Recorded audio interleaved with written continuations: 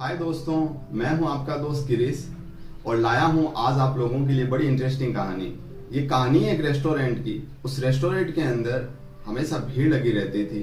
एक व्यक्ति आता था और चुपके से उस भीड़ का फायदा उठाता और नाश्ता करके निकल जाता था। अब ऐसा करते करते उसको काफी अरसा बीत गया था।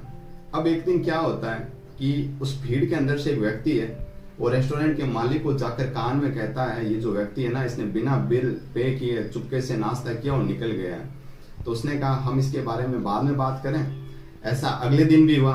तो उसी व्यक्ति ने कहा कि एक सवाल पूछूं आपसे, ये रोज बंदा ऐसे ही करता है और आप इसको बिना बिल पे किए जाने देते हो, आप ऐसा क्यों करते हो?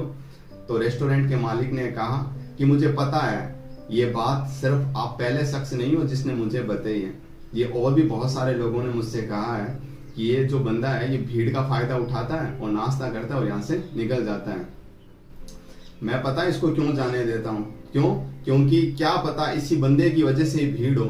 ये भी तो अपने खुदा से प्रार्थना करता होगा ना कि हे भगवान उस रेस्टोरेंट में भीड़ लगा देना, क्योंकि मैं भीड़ का फायदा उठाऊंगा और वहां से निकल लूंगा। क्या पता कि मैं ये मेरे हिस्से का नहीं खा रहा, मैं इसके हिस्से का खा रहा हूँ। क्या पता इसी की वजह से मेरी दुकान में, मेरी रेस्टोरेंट में भीड़ लगी रहती हो।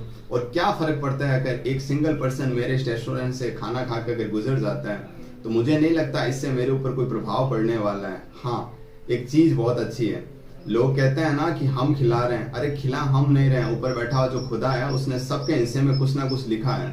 तो कई बार हम इस वहम में रह जाते हैं कि हम अपने हिस्से का खा रहे हैं, बट एक्चुअल में सच्चाई ये होती है कि हम किसी दूसरे के हिस्से का खाते हैं।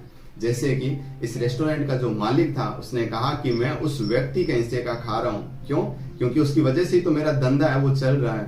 वो प्रार्थना करता है और उस प्रार्थना का असर है कि मेरी रेस्टोरेंट में हमेशा भीड़ लगी रहती है। तो कैसी लगी आपको मेरी ये कहानी? मुझे मेरे कमेंट सेक्शन में जरूर बताना। Thank you.